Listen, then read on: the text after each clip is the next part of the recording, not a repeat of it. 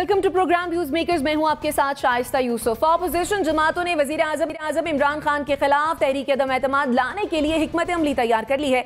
Opposition की जानिब से वजीर आजम के खिलाफ तहरीक अदम एतमाद 14 से 24 फरवरी तक जमा कराने की तजवीज़ सामने आई है, जिसकी हतमी मंजूरी PDM के इजलास में दी जाएगी। दूसरी तरफ मुस्लिम लीग नून के सदर शहबाज शरीफ की तहरीक इंसाफ के नाराज रहनुमा जहांगीर तरीन से मुलाकात भी मुतवक्के है। इसके अलावा मुस्लिम लीग नून के रहनुमा एहसन इकबाल ने यह दावा किया है कि 5 वजीर टिकट की यकीन दहानी पर इमरान खान को छोड़ने को तैयार हैं। अपोजिशन जमातें न सिर्फ आपस में मुत्तहिद हो चुकी हैं, बल्कि हुकूमती इत्तेहादियों को भी साथ मिलाने की कोशिशों में मसरूफ हैं। अब सवाल यह है कि क्या हुकूमत ऑपोजिशन का सामना करने के लिए तैयार है? इस पर डिस्कशन के लिए जो मेहमान हमारे साथ मौजूद हैं, तारुफ करा देती हूँ। हमें ज्वाइन किया है ब्रिगेडियर रिटायर्ड हारिस नवाज साहब ने, मुजम्मिल सहरवर्दी साहब हमारे साथ मौजूद हैं, मोना आलम साहिबा ने हमें ज्वाइन किया है, नासिब चुगताई साहब भी हमारे साथ मौजूद हैं और हमें ज्वाइन किया है नसीम सिद्दीकी साहब ने भी। आप तमाम मेहमानों के वक्त का बेहद शुक्रिया। ब्रिगेडियर साहब, आपकी जानिब आऊँगी। आपके ख्याल में क्या अगले चंद हफ्तों में कोई सियासी धमाका होने वाला है? देखें, सियासी माहौल तो बहुत गर्म लग रहा है, ये तो कोई डाउट नहीं है इसके अंदर। और ख़ास तौर पे जिस तरीके से पीपल्स पार्टी और PMLN फिर MQ के काफ लीग से मिल रही है, फिर सारे वफाद आपसे मिल रहे हैं, डिस्कशंस कर रहे हैं, ये लगता तो है कि कोई ना कोई तूफ़ान तो आने वाला है, जो असल में लगता है। लेकिन इस तूफ़ान का फ़ायदा क्या होगा, इससे जो है अपोजिशन गेन क्या करेगी? एक सवाल ये बहुत बड़ा है कि अभी 1 साल इलेक्शन में रह गया है। क्या इससे जो अगर इमरान खान को माइनस हटा भी देते हैं तो व्हाट विल दे डू? क्या ये दूध की नहरें लगा देंगे आवाम के लिए या आसमान से तारे तोड़ लेंगे? इनके पास कौन सा सोल्यूशन है? सारा दिन का चिराग है जो ये दिखाएंगे जी हम ये 1 साल में ये कुछ आवाम को दे देंगे जो कोई और PTA की गवर्नमेंट नहीं कर सकी। एक ये बात भी है।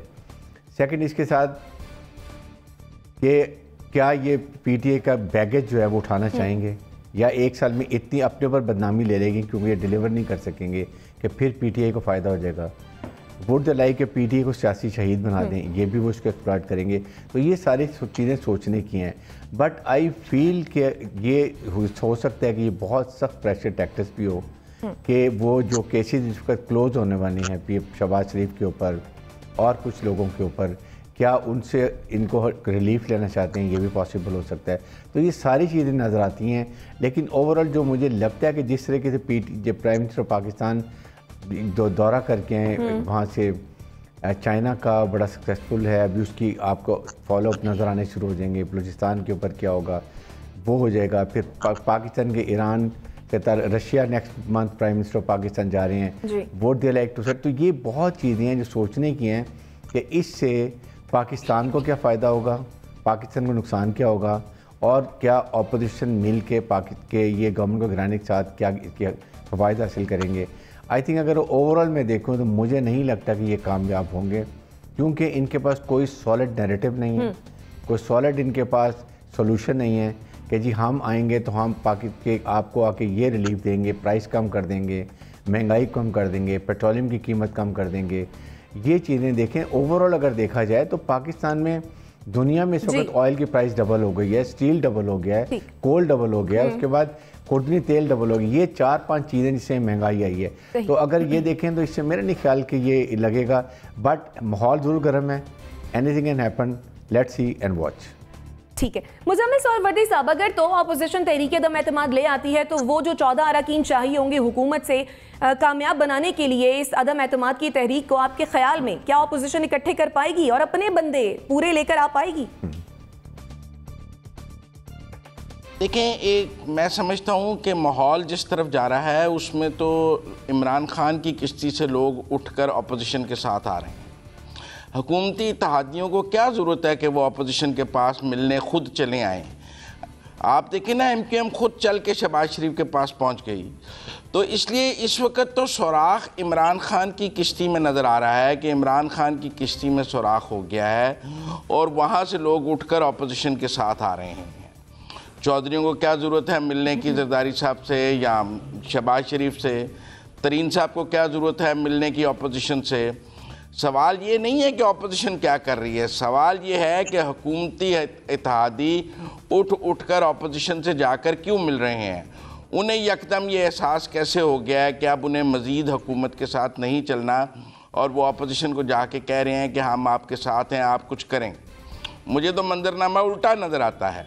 जहाँ तक इस नैरेटिव की बात है कि अपोजिशन आकर क्या कर लेगी, इससे तो बेहतर ही कर लेगी। उनकी माजी की परफॉर्मेंस की रोशनी में लोग उनको आज भी वोट डालते हैं और उन्होंने 10 के करीब ज़मीनी इंतखाबात जीते हैं, बल्दियाती इंतखाबात जीते हैं, जिससे आवाम का ट्रेंड तो सबके सामने है। बहरहाल मुझे लगता है कि वज़ीर आज़म पर अदम एतमाद से पहले स्पीकर पर अदम एतमाद आएगी और पहले स्पीकर कौमी असम्बली के ख़िलाफ़ अदम एतमाद आएगी, उसके बाद वज़ीर आज़म, अगर वो कामयाब हो गई तो फिर वज़ीर आज़म के ख़िलाफ़ आएगी।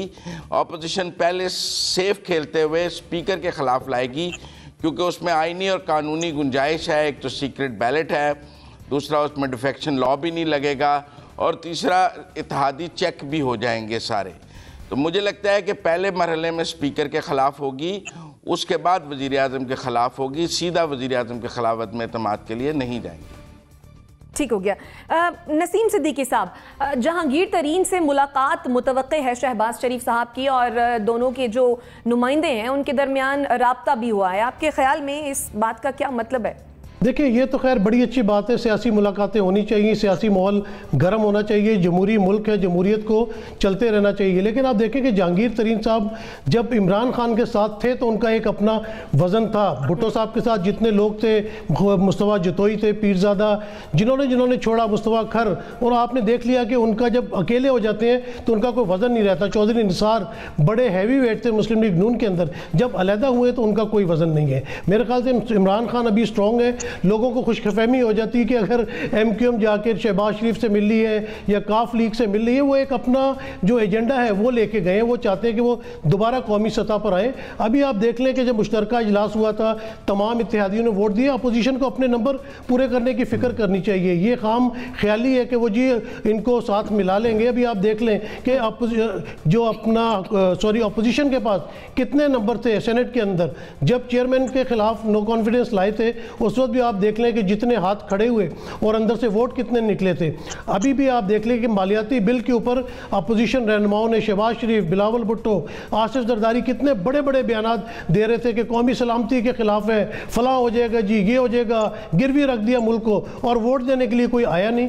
तो ये स्पीकर की भी कोशिश अगर करेंगे तो इनको वहीं पर नाकामी हो जाएगी। वज़ीर आज़म तक पहुँचना तो बड़ी दूर की बात है। ये स्पीकर के खिलाफ अदम एतमाद ले आए और अपनी खुशफहमी जो है वो पूरी कर ले। बात यही है कि 35 साल में लोगों ने क्या किया, जो आज मुल्क जिस दुराहे से गुजर रहा है, इन्हीं दो पार्टियों की वजह से गुजर रहा है ना।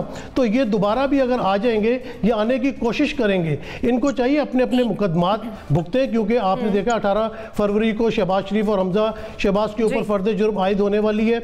इस्लामाबाद हाई कोर्ट में भी मरीम नवाज और सफदर का जो केस है वो भी तेज़ी की तरफ जा रहा है। तो इनको फिक्र हो गई है, तो ये अब रोड पे आना चाहते हैं, आवाम को निकालने की कोशिश करेंगे। इन्होंने पहले भी कोशिश की थी। आप देख लें कि PDM के जलसे किस तरह नाकाम होते रहे और किस तरह पार्टीज बीच बीच में से निकल के जाती रहीं। तो मेरे ख्याल से अदम एतमाद की जो कोशिश करेंगे उसको भी उसी तरह धचका लगेगा जिस तरह इनका नैरेटिव इस्तीफे देने का था कि जी इस्तीफे दिए जाएं, और वहाँ पे ये सारे स्प्लिट हो गए। तो मेरे ख्याल से अभी कुछ भी नहीं होने वाला। ठीक है, आपके ख्याल में कुछ भी नहीं होने वाला। NBC जिस तरह से हुकूमती इत्तेहादी ऑपोजिशन से मुलाकातें कर रहे हैं और जिस तरह ये मेल मुलाकातों का सिलसिला निकल पड़ा है, क्या हुकूमत मुश्किल में है?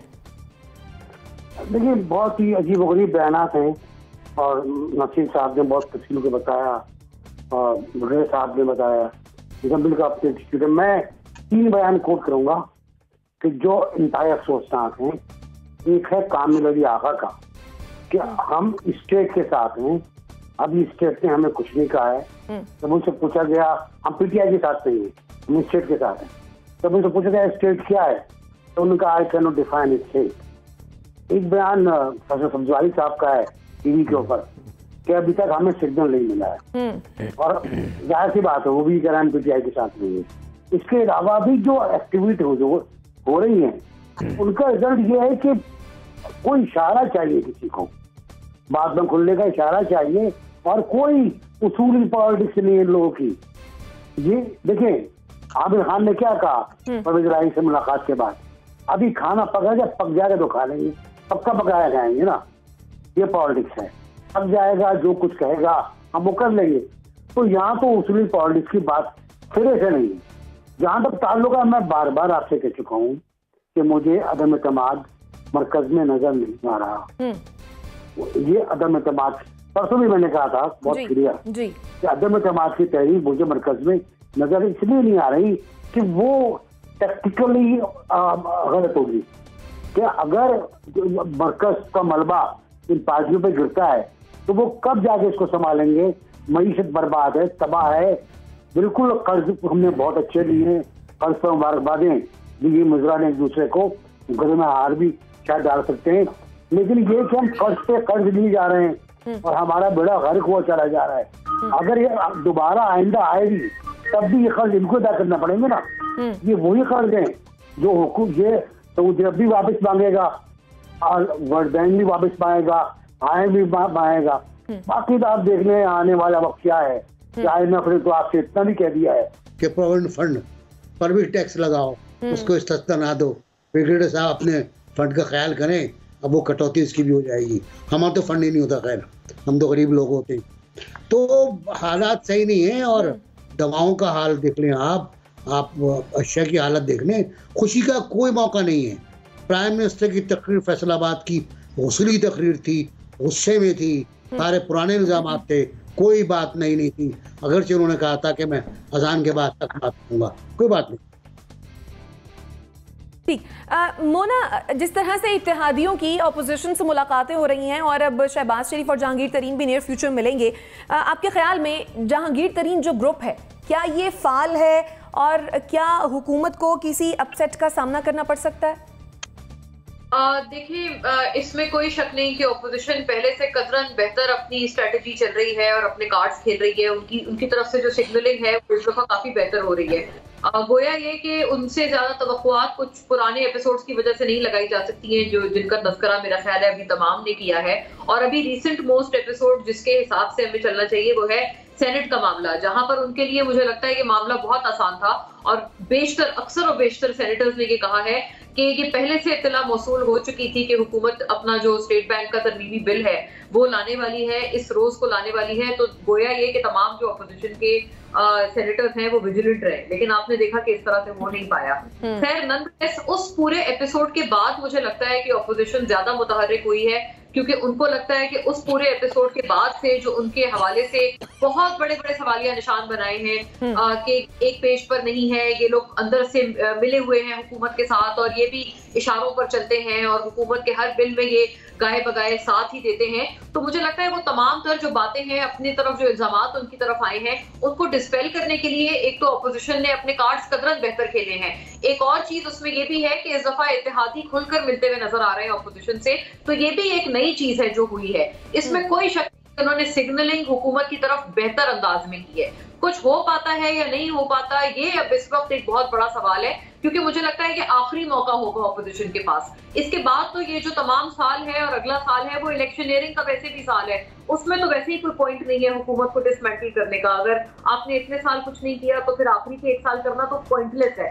तो इसलिए उसके बाद कुछ नहीं होगा, लेकिन मुझे लगता है कि आखिरी मौका है हुकूमत को अपोजिशन को फूक फूक के कदम रखना चाहिए। और जो आपने JKT ग्रुप का या जहांगीर तरीन साहब का तस्करा किया ना, मैं उसका हवाला देना चाहती हूँ। उनकी तरफ से मुझे सबसे स्ट्रॉन्ग जो मैसेज आया था जहांगीर तरीन साहब की तरफ से, वो तब था जब आपको याद होगा ये जो मनी बिल आया था उससे पहले एक शादी में शिरकत में जहांगीर तरीन साहब ने कहा था कि मेरा जहाज कहीं भी जा सकता है। उन्होंने ये नहीं कहा था कि मेरा जहाज सिर्फ PTI के लिए। तब बहुत तासुर लग रहा था कि जहांगीर तरीन साहब का जो ग्रुप है वो मनी बिल पर साथ नहीं देगा गवर्नमेंट का, लेकिन आपने देखा कि ऐसा नहीं हुआ, बआसानी हुकूमत ने पास करा लिया मनी बिल। तो अगर मैं इसी हिसाब से चलूं तो मुझे लगता कि ये JKT वाला फैक्टर किसी काम आ पाएगा ऑपोजिशन के, लेकिन इनको फूक फूक के कदम रखना चाहिए और पहले स्पीकर के खिलाफ अपना जो लोहा है वो आ।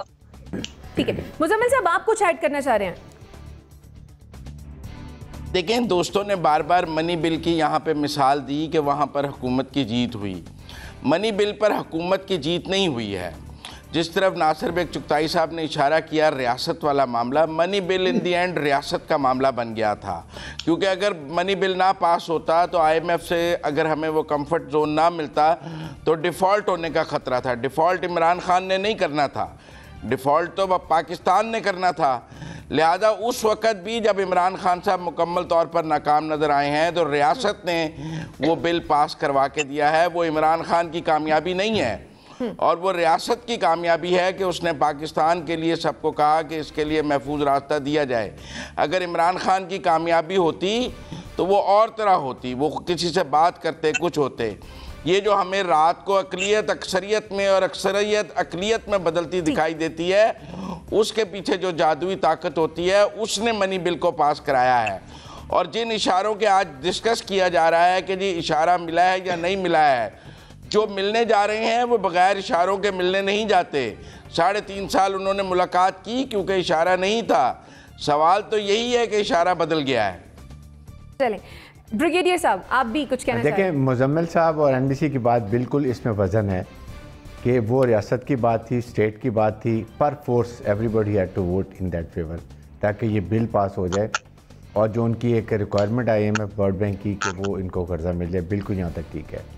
लेकिन उसके बाद ठीक ना कि ये पॉलिटिशियन ये क्यों देखते हैं कि इशारा मिलना चाहिए। मुझे एक तरफ आप कहते हैं फ़ौज सपोर्ट करती है, एस्टेब्लिशमेंट सपोर्ट करती है, ये पॉलिटिशियन बार बार एतराज़ करते हैं, PMLN भी कहती है जी सपोर्ट करिए। अभी सब एस्टेब्लिशमेंट की तरफ क्यों देख रहे हैं? व्हाट दे वांट कि उधर सिग्नल मिलना चाहिए। आप अपना फैसला मुल्की मफाद में, पार्टी के मफाद में खुद करें और उसके बाद डिसाइड करें क्या करना है। आपने ये सोचना है क्या इस वक्त 1 साल में जबकि बजट भी आने वाला है, ये आप उनका बोझ उठा लेंगे, वज़न जो उनका इतना हैवी बैगेज हुआ है, जो आप कह रहे हैं कर्जे भी ले लिए, महंगाई भी कर दी, बैड गवर्नेंस भी हो गई, बिल्कुल ठीक है। क्या आप इस वक्त करेंगे क्या? इससे बेहतर नहीं आप अपना मैनिफेस्टो लाएं, ठीक, कोई सोल्यूशन लाएं और आवाम को बताएं कि जी आप इसके लिए क्या कर सकते हैं। ठीक है। NBC, मैं सियासतदानों को बड़ी जुम्मा कहता हूँ कि जब ब्रिगेडियर साहब ने बहुत ही मासूमियत के साथ का पूरा मलबा डाल दिया सियासतदानों पर। उनको आपने सिर्फ ट्रेन किया था इस काम के लिए कि वो आपके साथ साथ चलें, आपके पीछे पीछे चलें।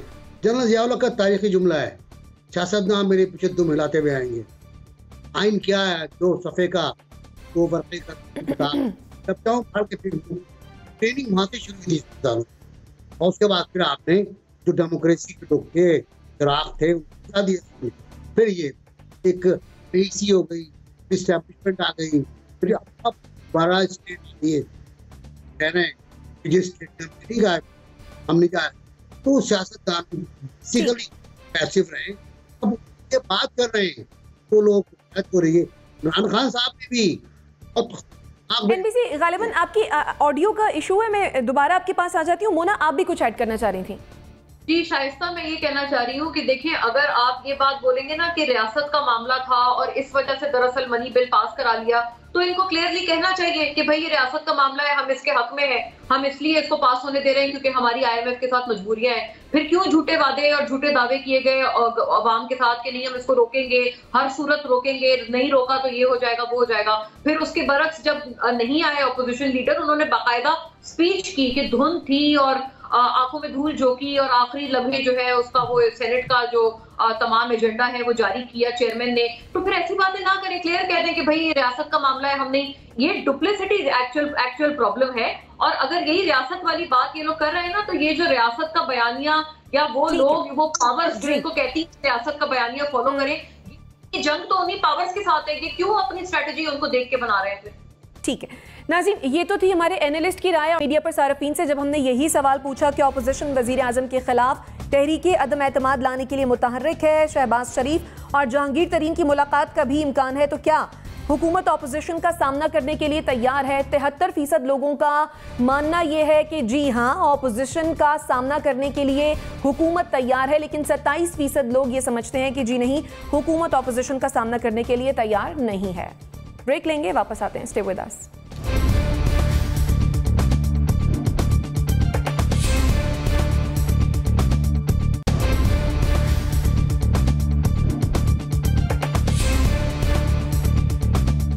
Welcome back after the break. वजीर आजम इमरान खान ने बेहतरीन कारकर्दगी पर 10 वज़रा को तारीफी सर्टिफिकेट दिए हैं। बेहतरीन कारकर्दगी में मुराद सईद की वजारत मवासलात पहले नंबर पर आई है, जबकि असद उमर की वजारत मनसूबाबंदी दूसरे नंबर पर है और सानिया निश्तर की समाजी तहफ़्फ़ुज़ की वजारत तीसरे नंबर पर आई है। वजारतों की कारकर्दगी रिपोर्ट वज़ीर आज़म के मावन खुसूसी शहजाद अरबाब ने तैयार की है। हुकूमत की जानिब से बेहतरीन कारकर्दगी दिखाने वाली इन 10 वजारतों के मुलाजमीन को इजाफी अलाउंस भी मिलेगा। सवाल यह है कि वज़रा को वज़ीर आज़म ने तारीफी सर्टिफिकेट तो दे दिए हैं, लेकिन क्या ये वज़रा अवामी तवक्कुआत पर भी पूरा उतरे हैं? एनबीसी, एक और एंगल से मैं आपसे बात करूंगी। अच्छी कारकर्दगी दिखाने वालों के लिए जजा का ऐलान किया गया है, तो जिन्होंने बुरी कारकर्दगी दिखाई है फिर उनके लिए सजा क्यों नहीं? देखिए, इस हुकूमत का एक खास अंदाज है, ये और बड़ा ज़बरदस्त अंदाज है कि ये किसी भी करप्ट आदमी को, किसी भी नाअहल आदमी को सज़ा नहीं देती। अब आप शुरू कर दें ना पेट्रोल की मिनिस्ट्री से, कितने आए कितने चले गए नदीम बाबर समेत, और लेटेस्ट आ जाइए आप शहजाद अकबर तक। कितना भरोसा था, कितना उनको इख्तियारात दिए गए, कितना ओपन हैंड फ्री हैंड किया गया। आखिर में उस आदमी ने तहबाला कर दिया, कचरा कर दिया एहतसाब का, और उसको कोई सज़ा नहीं। तो मेरा ख्याल है मलामती सर्टिफिकेट भी कुछ होने चाहिए थे। एक तो तारीफी सर्टिफिकेट होते हैं, एक मलामती होते हैं।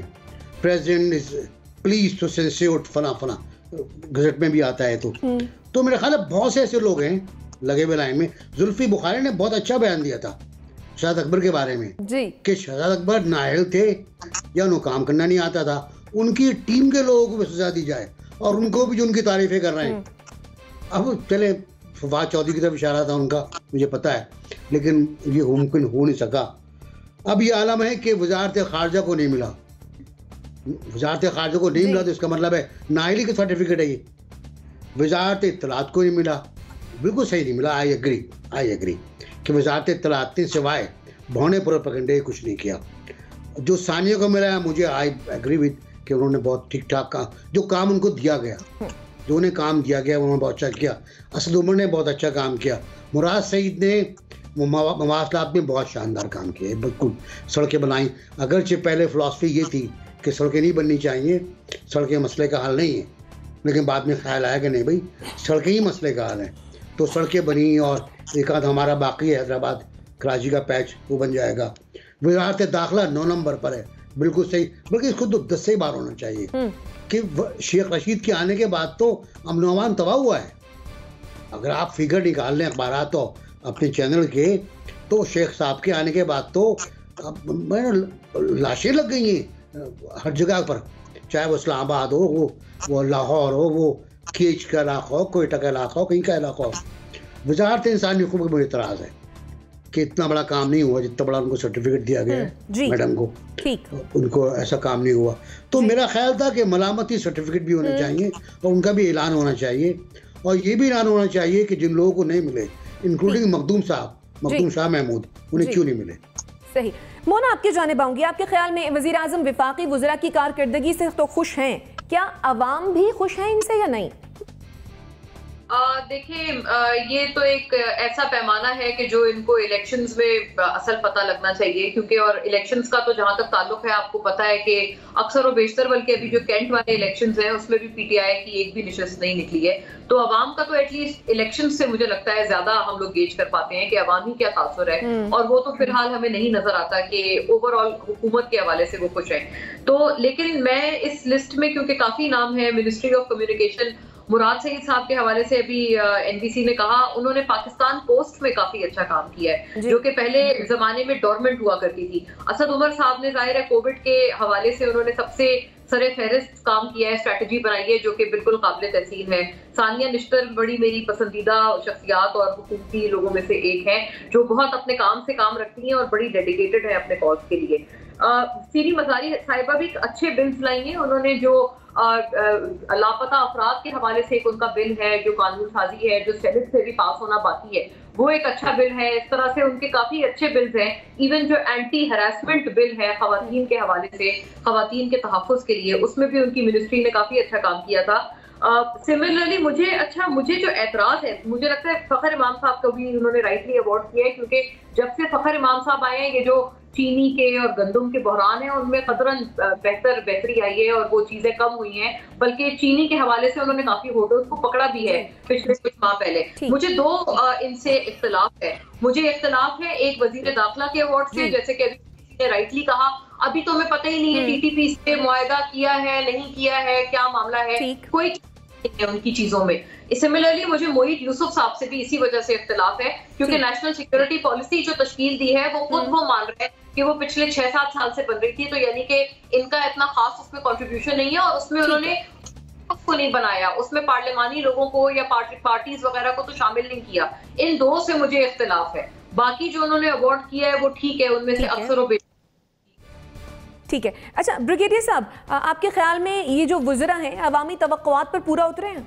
नहीं, देखें अगर पूरे उतरे होते तो फिर इतनी ज़्यादा अवाम में जो एक बदहाली है, बेचैनी, वो नहीं होनी चाहिए थी। सबसे बड़ी प्राइम मिनिस्टर के पास यही एक होना चाहिए कि महंगाई को, चले आई एग्री के जो बाहर पेट्रोलियम है, खुर्दनी तेल है, कोला है, स्टील बहुत महंगा हो गया, बट जो आपके मुल्क में इंडिजिनस चीज़ें होती हैं उनको, जो कमोडिटी आइटम्स हैं, वो महंगाई को किसने कंट्रोल करना था? Who was responsible for that? अगर वो फूड सिक्योरिटी का है तो they have not done well. और उसमें बेचैनी इसी वजह से है कि आप कम से कम, पोल्ट्री है आपके मुल्क में, आप कहाँ देखें क्या प्राइस चली गई है। इसी तरह से आपके वेजिटेबल आइटम जो आपके मुल्क में बनती है उसकी प्राइस बढ़ने की कोई वजह नहीं है, वो आप देख लें। और इस वक्त भी मुल्क के अंदर जो शुगर केन है, बाज़ार में चीनी जो है वो 100 से ऊपर बिक रही है, और सिंध में जो शुगर केन का रेट है 250 पे फिक्स कर दिया गया है। ये से देखने हैं कितना ग्रोअर को नुकसान हो रहा है। प्रॉब्लम ये है कि इस हुकूमत ने ग्रोअर्स के लिए क्या किया। आपने 3-3.5 साल में अपने इकोनॉमिक इंजन जो है वो आपका एग्रीकल्चर है। हमने कौन सी नई इम्प्लीमेंट्स लेकर आए जिससे, या नए आपके सीड्स आ गए जिससे आपने नई तहकीक करके लेकर आए, वो नहीं किया गया। हमें सबसे पहले फूड ग्रेन में सेल्फ सफिशिएंट हमने नहीं किया।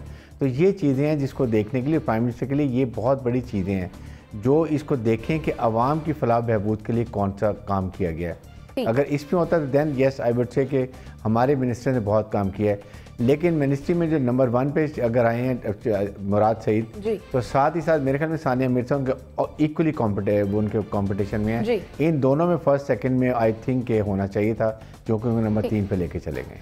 सही। नाज़रीन, बाकी एनालिस्ट की राय भी शामिल करेंगे, लेकिन एक छोटी सी ब्रेक लेते हैं, फिर वापस आते हैं।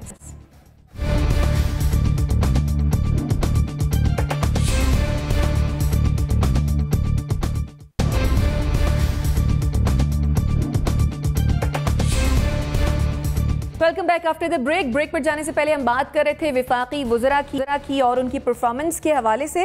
मुजम्मिल सरवरी साहब, बड़े बड़े अहम नाम हमने देखा कि वो टॉप 10 में नहीं आए हैं। परवेज़ खटक हो गए, ज़रताज गुल हो गई, फवाद चौधरी और शाह महमूद कुरैशी साहब, जो कि मीडिया पर इतना ज़्यादा नज़र आते हैं, मुतहर्रिक भी हैं, वो क्यों टॉप 10 में शामिल नहीं हुए? अली मोहम्मद खान भी। देखें, इस ये जो आज वज़ीर-ए-आज़म ने 10 तारीफ़ी सर्टिफिकेट बांटे हैं, ये दरअसल इमरान खान की अपनी हुकूमत के ख़िलाफ़ खुद ही उन्होंने चार्जशीट किया है। अगर इन तारीफ़ी सर्टिफिकेट्स को उनके मंशूर की रोशनी में देखा जाए तो वो ख़ुद मान रहे हैं कि उनकी वज़ारत ख़ारजा की कारकर्दगी जो है वो पहले 10 में भी शामिल नहीं है। वो ख़ुद मान रहे हैं कि उनकी सेहत की कारकर्दगी पहले 10 में भी नहीं शामिल है। वो ख़ुद मान रहे हैं कि बिजली, पानी, गैस जो तवानाई की वजारतें हैं वो पहले 10 में शामिल नहीं हैं। वो मान रहे हैं कि ख़जाना की कारकर्दगी पहले 10 में शामिल नहीं है। वो मान रहे हैं कि एहतसाब की कारकर्दगी पहले 10 में शामिल नहीं है। तो और तहरीक इंसाफ का मंशूर क्या था? उनका मंशूर एहतसाब था, वो इसमें नहीं है। उनका मंशूर था कि पाकिस्तान की खारजा पॉलिसी बेहतरीन होगी, वो इसमें नहीं है। उनका मंशूर था कि ये जब बिजली महंगी होती है या वो, तो इसमें उनका मंशूर था कि डॉलर की 1 रुपया कीमत बढ़े तो वज़ीर-ए-आज़म चोर है, वो इसमें शामिल नहीं है। तो आज टेक्निकली इमरान खान ने खुद ही अपनी हुकूमत और अपने मंशूर की रोशनी में अपनी हुकूमत को चार्जशीट किया है कि मेरी मुल्क की अहम वजारतों की कारकर्दगी 0 है। जब कोई वज़ीर-ए-आज़म ये मान ले कि उसकी वजारत ख़जाना की कारकर्दगी 0 है, उसकी वजारत कानून की कारकर्दगी 0 है, उसकी वजारत दिफा की कारकर्दगी 0 है, उसकी वजारत तवानाई की कारकर्दगी 0 है, उसकी वजारत ख़ारजा सिफर है, तो फिर उस हुकूमत के बारे में फिर ये कहना कि जी इनके बाद इनको और बुरा कर लेने दें मुल्क के साथ, अब आप इस वक्त इनको निकालेंगे तो बड़े शहीद बन जाएंगे। भाई मुल्क का सवाल है, आप कह रहे हैं शहीद ना हो जाएं, या शहादत की फिक्र है या मुल्क की फिक्र है कि और ये कितने दिन रह लेंगे तो और क्या तबाही कर देंगे। तो आज तो टेक्निकली इमरान खान ने खुद अपनी नाकामी और अपनी वजारतों, अहम वजारतों को चार्जशीट किया है कि इनकी कारकर्दगी सिफर है। ये तो पहले 10 में भी शामिल नहीं है। जिन वजारतों को सर्टिफिकेट दिए गए हैं वो हुक्मरानी में कोई अहम वजारतें नहीं हैं। जो हुक्मरानी की वजारतें हैं, खजाना, दिफा, खारजा, जिनके सतून पर हुकूमत खड़ी होती है, उनका ठीक है। मुज़म्मिल साहब, आपका पॉइंट आ गया, ठीक है, आपका पॉइंट आ गया। नसीम सिद्दीकी साहब, हम देख रहे हैं कि ये जो पहले जो 10 वज़रा हैं जिनको तारीफी असनाद मिली हैं, इनमें कोई इत्तेहादी वजीर शामिल नहीं है। आपके ख्याल में इत्तेहादी इस बात से खफा हो सकते हैं, ऑपोजिशन इस बात का फ़ायदा उठा सकती है?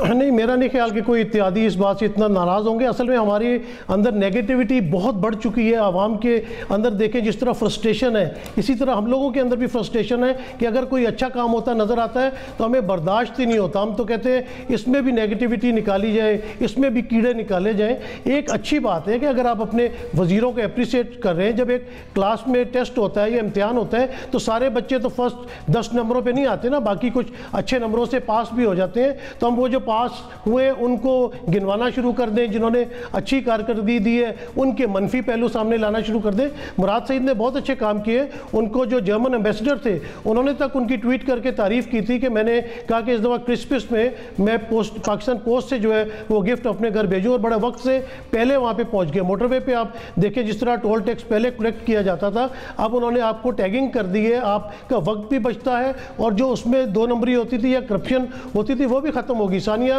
निश्तर की जो तारीफ़ है वो WHO तक ने की है। असद उमर ने जिस तरह कोविड के अंदर काम किया है, और मुराद सईद ने भी जिस तरह बुजुर्गों को कोविड के दौरान पेंशन उनके घरों में पहुंचाई है। तो खुदा के वास्ते अगर कोई अच्छा काम हो रहा हो इस मुल्क के अंदर, कोई इस मुल्क के लिए अच्छा काम कर रहा है, मुल्क के लिए अगर हम सोचना शुरू कर दें तो अच्छी बातों को अप्रिसिएट करना चाहिए। वैसे ही माहौल इतना घुटन ज़्यादा हुआ है, लेकिन हमने उसमें भी कोई ना कोई तरीके निकाल लेने होते हैं, मनफी पहलू निकाल लेने होते हैं। तो जहाँ अच्छा काम हो रहा होता है वहाँ पे तारीफ कर दे, जहाँ कोई मनफी काम हो रहा है, गलत काम उसकी निशानदेही कर दे मेरे ख्याल से। चलें, बहरहाल आपका मानना यह है कि जहाँ अच्छा काम हो रहा है उसकी तारीफ तो होनी ही चाहिए। नाज़रीन, ये तो हमारे एनालिस्ट की राय थी जब यही सवाल सोशल मीडिया पर सार्फिन के सामने रखा कि वज़ीर आज़म ने 10 बेहतरीन वज़रा के नामों का ऐलान किया है। मुराद सईद ने पहले नंबर पर हैं, असद उमर की दूसरी पोजीशन है। तो क्या ये वज़रा अवामी तवक्कुआत पर पूरा उतरे हैं? 62% लोगों का मानना यह है कि जी हाँ, ये वज़रा अवामी तवक्कुआत पर पूरा उतरे हैं, जबकि 38% लोगों का मानना यह है कि ये वज़रा अवामी तवक्कुआत पर पूरा नहीं उतरे हैं। सोशल मीडिया की राय थी, इस पर हम अपने एनालिस्ट की राय भी ले लेते हैं। NBC, आप इस बात से इत्तेफाक करेंगे जो सोशल मीडिया सार्फिन की राय है? नहीं, मेरा ख्याल है अव्वल तो ये इस तरह के जो पोज होते हैं हमने भी किए हुए, और ये भी मतलब नसीम से मैंने कह दिया कि यार इस पर ना कह देना, तो नसीम भाई ने ना कहा, वोट डाल दिया। इस तरह होता है, ये कोई तरीका नहीं। असल बात ये ग्राउंड पे क्या है, ग्राउंड पे परसों सेनेटर फैसल जो मशहूर मुमताज़ PTI के लीडर हैं, उन्होंने कहा है कि 28% लोग हमारे हक में इस वक्त। ठीक हो गया। मोना, आप क्या कहेंगी? देखिए, ये मुझे लगता है अब अवार्ड करना या रिवॉर्ड करना ये बिल्कुल ये अपनी जगह बात है, लेकिन ये दूसरी बात जो NBC ने की है मैं इसको सेकंड करती हूँ कि चले ठीक है, मतलब ये ऑब्वियसली पिछली भी किसी गवर्नमेंट ने अपने किसी वजीर को सजा नहीं दी थी, लेकिन ये बात है कि एटलीस्ट अगर उनकी तरफ सजा एक अलग चीज है, लेकिन अगर किसी जो PTI कहती है कि हम लोग बिल्कुल बिला तफरीक हम लोग अकाउंटेबिलिटी करते हैं, अगर किसी वजीर की तरफ कोई करप्शन के इल्जाम आए थे, जैसे कोई नदीम बाबर थे या ये जो चीनी वाला स्कैंडल आया था उसमें JKT का नाम था, जिसके भी जो भी नाम थे, मुझे लगता है उसको आखिरी मंतकी अंजाम तक तो पहुंचाए ना अवाम। मुझे लगता है ये परफॉर्मेंस अच्छी किसकी थी, इससे ज्यादा ये इंटरेस्टेड है कि अकाउंटेबिलिटी का मंशूर लेकर आई हुई PTI सजा कितना देती है अपने लोगों को। ये मुझे लगता है अवाम के लिए ज्यादा दिलचस्पी की बात है, और PTI अगर मुझे ख्याल है ये करेंगे तो इसमें उनकी अपनी हुकूमत की भी भलाई होगी और अवाम की नजरों में भी उनका जो एक रुतबा है या एक इमेज है वो बढ़ेगा। ठीक है, ब्रिगेडियर साहब, परवेज खटक साहब जो कि डिफेंस मिनिस्टर हैं वो भी टॉप 10 में नहीं आए हैं, तो क्या उनकी परफॉर्मेंस ठीक नहीं है? देखें, परवेज़ खट्टक का असल में हमारे मुल्क में जो है इतना ज़्यादा डिफेंस मिनिस्टर का उस तरह रोल नहीं होता जिस तरह होना चाहिए। वो ज़ाहिर है कि तमाम आपके chairman joint chief of staff हैं, उसके बाद तीनों मुसल्लह अफवाज के सरबराह हैं, वो काम करते हैं। ये I personally think it is जैसे सेरेमोनियल अपॉइंटमेंट होती है। अदरवाइज परवेज़ खट्टक साहब की परफॉर्मेंस KPK में बहुत अच्छी रही है और वो चाहते भी थे कि मेरे ख्याल में भी वो इंटीरियर मिनिस्ट्री में भी आना चाहते थे, तो उस में भी दैट्स द ओनली रीज़न कि वो ना हुए हों। लेकिन ओवरऑल अगर देखें तो ये एक PTI की हुकूमत की स्टिल एक बेहतर ये बात है कि कम से कम उन्होंने ये डिक्लेयर तो किए और बाकियों को एक अनरिटन एक खामोश मैसेज दिया कि you need to improve, otherwise you will be sacked और यू विल बी चेंज। तो ये भी एक है उनके लिए बड़ी एम्बेरसमेंट है, ख़ास तौर पे कुछ प्रोमिनेंट मिनिस्टर जैसे शामिल कुरैशी हैं, इस तरह के लीडर्स को जो बिल्कुल नहीं काउंट किया गया 10 में, तो ये उनके लिए बड़ी एम्बेरसिंग है। देयर टू शो ठीक है lot of improvement for next coming 1 year के अंदर। ठीक है मुजम्मिल साहब, वर्दी साहब, भले चार्जशीट ही सही, लेकिन आपके ख्याल में इस किस्म की सेरेमनीज होनी चाहिए या नहीं होनी चाहिए? Very quickly. नहीं, मेरा नहीं ख्याल इस किस्म की सेरेमनीज़ होनी चाहिए, क्योंकि बेहतरीन जज आवाम है और ये तो अंधा बांटे रेवड़ियाँ बार बार अपने लोगों को वाली बात है कि एक तरफ लोग वोट की ताकत से आपको हर जगह कराची से खैबर तक मुस्तरद कर रहे हैं, दूसरी तरफ आप तारीफी सनदें बांट रहे हैं। मुराद सईद साहब ने, आप जरा मोटरवे पे सफ़र तो करें, टोल टैक्स कितने गुना बढ़ा दिया है, मतलब 500 से वो उसको 950 पर ले गए और आप इसको कारकर्दगी कहते हैं कि टोल टैक्स को 500 से 950 पे ले जाए और आप उसके बाद के मैंने रेवेन्यू बढ़ाया और ये मेरी बड़ी शानदार कारकर्दगी है। नसीम सिद्दीकी साहब, आपके ख्याल में इस किस्म की सेरेमनीज होनी चाहिए या नहीं होनी चाहिए? जी बिल्कुल होनी चाहिए, अप्रिसिएशन होनी चाहिए। लोग तो चाहते हैं ना, जिस तरह मैंने पहले कहा कि नेगेटिविटी चलती रहे, उनके अपने मकासद पूरे नहीं हो रहे होते तो वो तो बिल्कुल आपके ख्याल में इस किस्म की सेरेमनीज होनी चाहिए? कता कलामी की माफी, वक्त की कमी के सबब मुझे क्लोजिंग की जानिब बढ़ना। नाज़रीन, मुझे और मेरे मेहमानों को दीजिए इजाजत। अल्लाह ने के बाद।